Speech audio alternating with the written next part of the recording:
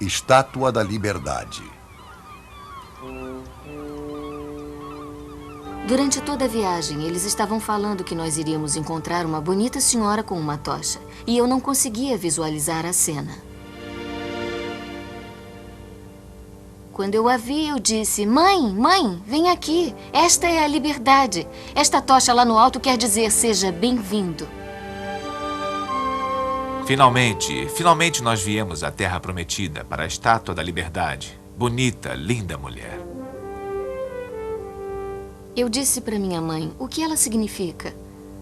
Minha mãe me abraçou e respondeu: ela significa América.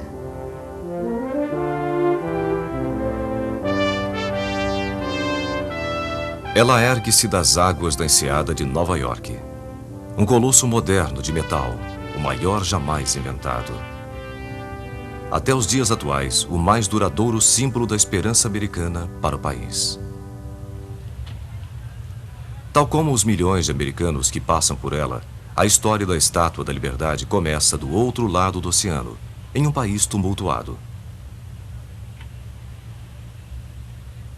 O ano era 1865.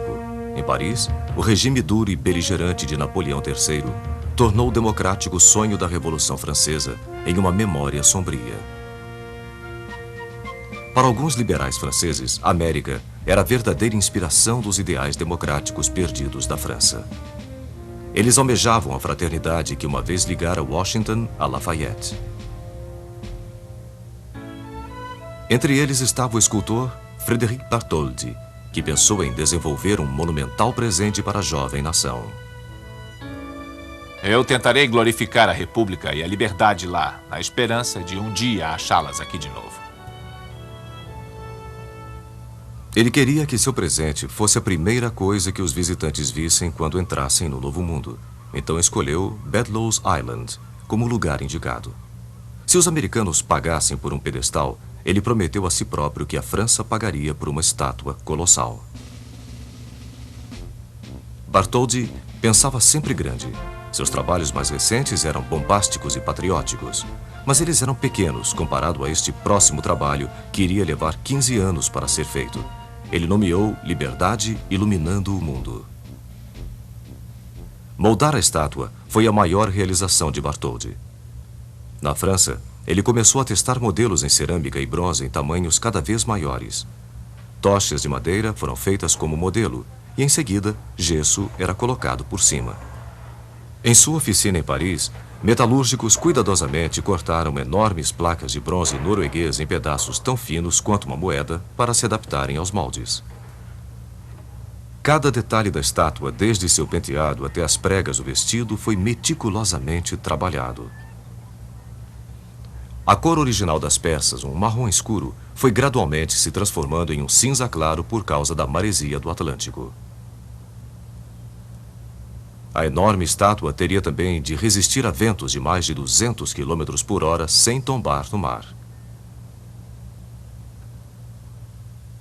Bartholdi procurou o mais brilhante engenheiro civil da França, Gustave Eiffel, para desenvolver um engenhoso sistema de suporte de 1.800 vigas, incluindo um esqueleto principal e uma série de estruturas que permitiriam as placas de cobre expandir e contrair de acordo com o tempo, sem rachar.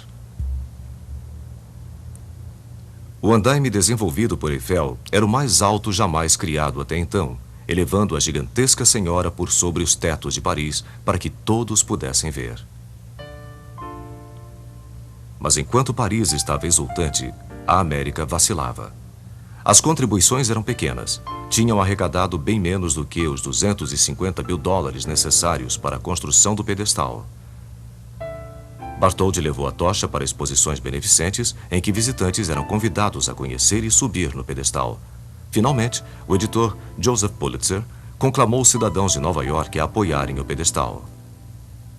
O pedestal sozinho já era uma obra-prima da engenharia e foi desenvolvido por Richard Morris Hunt para harmonizar com a estátua e não competir com ela, e principalmente para suportar um peso de 225 toneladas de ferro e cobre.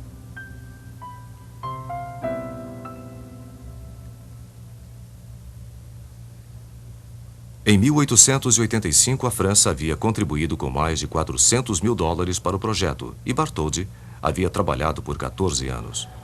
A estátua completa foi desmontada e enviada à sua nova casa embalada em mais de 200 caixotes, 39 somente para rebites. Quando a estátua foi remontada um ano mais tarde em Nova York, os americanos viram pela primeira vez o que seria considerado símbolo de esperança para seus imigrantes nas décadas vindouras.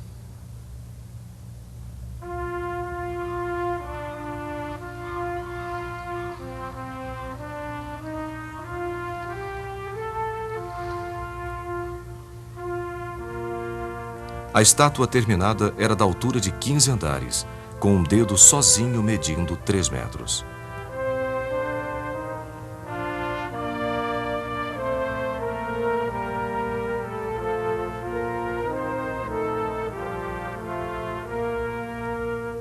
O simbolismo da liberdade estava claro.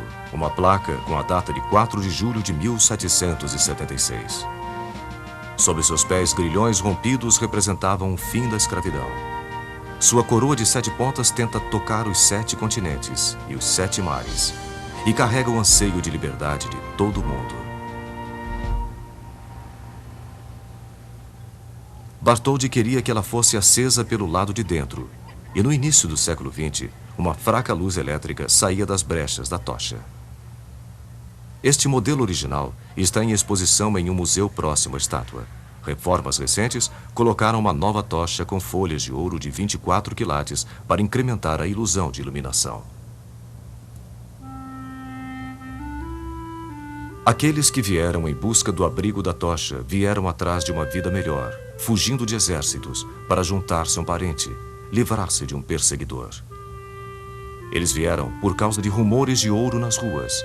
Vieram em trapos. Ironicamente, suas primeiras horas na Terra da Liberdade eram gastas normalmente confinadas na Ellis Island. Imigrantes a chamavam de Ilha das Lágrimas.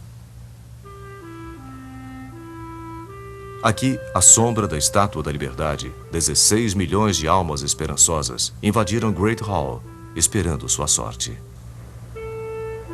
Alguns deles condenados a serem postos de lado, doentes, ou que aparentavam ser mentalmente deficientes, eram impedidos de entrar no país e voltavam nos mesmos navios que os havia trazido.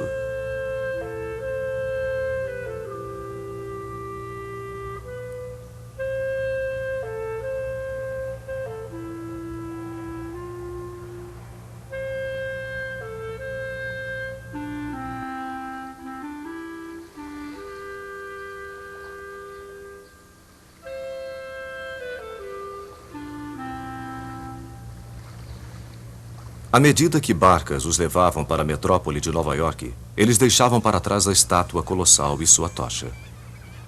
A poetisa Emma Lazarus, filha de imigrantes russos-judeus, deu à estátua uma definição que Bartholdi não havia pensado. Suas palavras estão embasadas de sentimento de liberdade. Que venham a mim os seus cansados, os seus pobres, a sua massa oprimida que deseja respirar livremente, aqueles barrados no teu cais. Que me venham estes, os sem teto à mercê das intempéries. Ergo minha luz ao lado do portal dourado.